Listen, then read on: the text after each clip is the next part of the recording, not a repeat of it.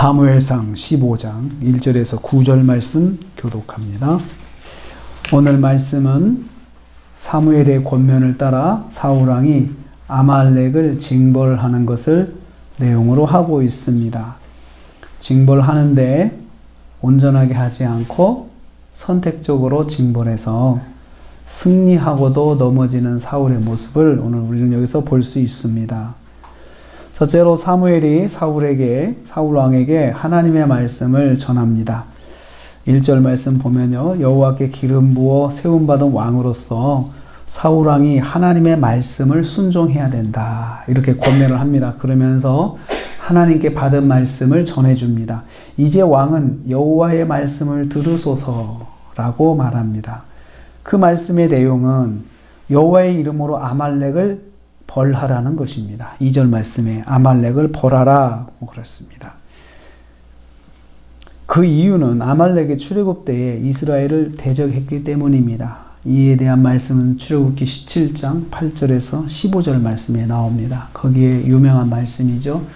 아말렉과의 전쟁에서 모세가 산에 올라가서 손을 들고 기도하면 이스라엘이 이기고 피곤해서 내리면 이스라엘이 지고 하는 그 유명한 장면이 바로 그 장면인데, 거기서 이스라엘이 결국은 아론과 훌이 모세의 손을 들어줘가지고 승리를 하게 되었습니다. 그 전쟁에서 아말렉이, 하나님께서 아말렉에 대해서 앞으로 이 아말렉에 대해서 징계하겠다고 계획을 세우셨는데 그걸 이제 실행하시는 것입니다. 그래서 아말렉은 이제 하나님의 말씀에 의해서 진멸해야 되는데 하나도 남기지 말고 모든 소유물까지 진멸해야 된다. 짐승도 죽여 남기지 말아야 하고요. 또 어린아이까지 다 죽여야 된다. 이건 여호와의 전쟁, 성전을 선포하신 것입니다. 그래서 이 말씀을 통해서 사울에게 사무엘이 전한 것은 당신은 하나님께서 세운 종, 하나님께서 세운 왕으로서 하나님 말씀을 순종해야 된다, 이렇게 권면했거든요. 이것도 우리는 깨닫습니다. 하나님의 종은, 하나님의 백성은 하나님 말씀을 받아야 된다. 말씀을 그대로 받을 줄 알아야 된다는 거죠. 두 번째로 사울왕이 즉각 백성을 소집하여 둡니다. 4절 말씀 보니까요, 사울왕이 즉각적으로 순종해서 백성을 소집했습니다. 소집했더니 20만 명이나 됐어요. 그 중에 유다 사람들이 10,000명이나 됐어요. 이 즉각적으로 사람들을 모집했는데 20만 명이나 모였다고 하는 것은 사울의 리더십이 그만큼 이스라엘 가운데 섰다는 것입니다. 이스라엘이 그만큼 이제 사울을 믿고 따르게 되었다는 것이죠. 그래서 이제 사울의 리더십이 안정된 가운데 모든 전쟁의 준비가 끝났습니다. 전쟁의 준비가 끝났을 때 사울은 겐족속을 따로 불렀습니다. 겐족속에게 아말렉 사람 중에서 떠나라고 이야기를 했어요. 왜냐하면 겐족속은 출애굽 때 이스라엘을 선대했기 때문에 그것을 기억해서 같이 묶여서 피해를 보는 것을 방지를 하고자 선대를 하는 것입니다. 하나님의 백성을 도왔던 과거의 역사로 생명 구원을 받게 되는 겐족속의 모습을 보게 됩니다. 그래서 하나님께서는 하나님의 백성을 도운 자를 잊지 않고 기억하신다는 거죠. 그래서 우리가 믿음 생활하면서 믿지 않는 사람이지만 나를 돕고 하면은 우리가 축복해야 됩니다. 하나님, 저분을 축복해 주십시오. 저분에게 복을 내려 주십시오. 이렇게 우리가 기도할 수 있습니다. 하나님의 백성을 선대한 사람에게 하나님께서 선하게 대하시고, 하나님의 백성을 악하게 대한 사람 하나님께서 또 악하게 대하십니다. 그래서 아말렉은 하나님의 백성들을 적대했기 때문에 하나님이 징계하시고, 겐족속은 하나님의 백성을 선대했기 때문에 하나님께서 심판 가운데 구원해 주시는 은혜를 베풀어 주시고 있습니다. 우리는 이를 통해서 깨닫습니다.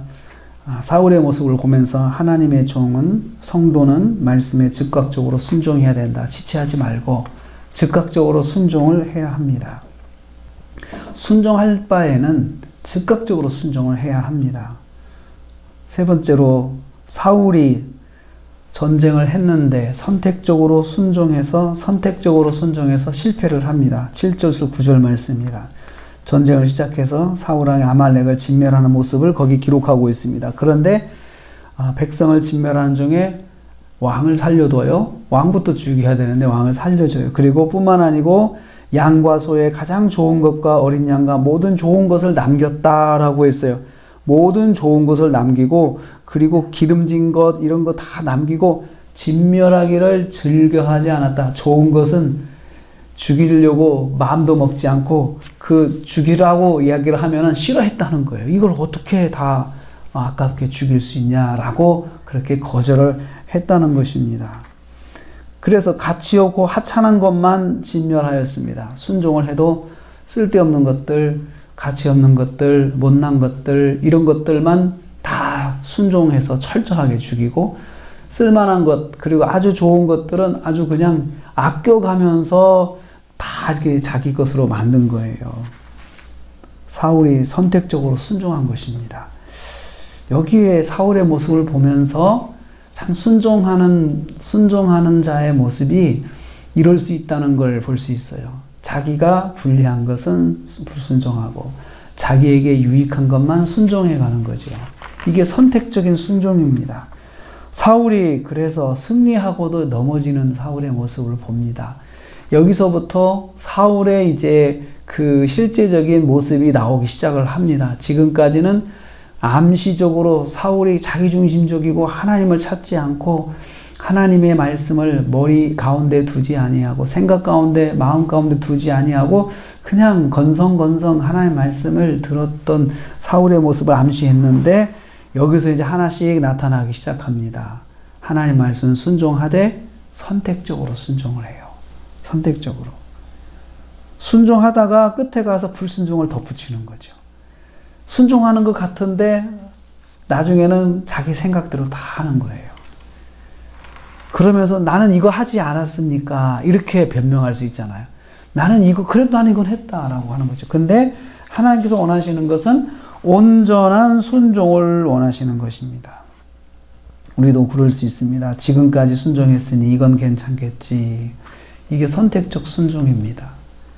하나님 말씀을 순종할 때 다 순종해야 되는데 그렇게 내 생각대로 내 소견대로 판단해가지고 하나님의 생각을 무시해버리는 거죠. 그래서 우리는 여기서 깨닫게 되는 게 또 있습니다. 하나님의 종은 성도는 말씀대로 끝까지 순종해야 된다. 끝까지 순종해야 된다. 또 한 가지는요. 승리하고도 넘어질 수 있는 것은 선택적 순종 때문에 그렇다. 우리가 승리하고도 넘어질 수 있는 것, 순종하고도 넘어지는 건 선택적 순종 때문에 그래요. 내가 좋은 건 그냥 내가 좋은 것만 받아들이고 싫은 것은 그냥 거절하는 거죠. 말씀을 들을 때도 그럴 수가 있어요. 내게 쓴 것은 뱉어버리고 내게 단 것만 이렇게 삼키는 선택적인 말씀 듣는 것, 이것도 청종하는 것, 이것도 선택적 순종과 비슷합니다. 사울이 오늘 보여주는 그 모습, 겉으로는 굉장히 큰 일을 했습니다. 아말렉을 쳐서 징계를 했잖아요. 큰 일을 한 거예요. 그런데 실제 보면은 하나님 마음에 하나도 안 들게 했어요. 사람들이 볼 때는 정말 국민들은 막 박수 치면서 막 그냥 좋아하고 그럴 수 있습니다. 왜냐하면 그 중심을 아직 모르잖아요. 하나님께서 뭐라고 사울에게 말씀하시는지 모르니까. 그런데 실제는 사울은 실패를 한 것입니다. 오늘 우리가 한 주간을 시작을 합니다. 이번 주 우리가 지내면서 이왕에 순종하려면 다 순종하자. 끝까지 순종하자. 그냥 골라가면서 순종하지 말고 끝까지 순종하자. 골라가면서 순종은 불순종입니다. 다 순종해야 순종입니다. 그래서 이번 한 주간을 다 순종하는 한 주간으로 작은 것이라도 하나님께 묻고 하나님의 말씀대로 해야겠다라는 마음을 먹고 또 한 주간을 시작하고요. 또 한 주간을 받은 말씀 다 순종해서 승리하시는 저와 여러분 되시기를 주님의 이름으로 축복합니다. 하나님 감사합니다.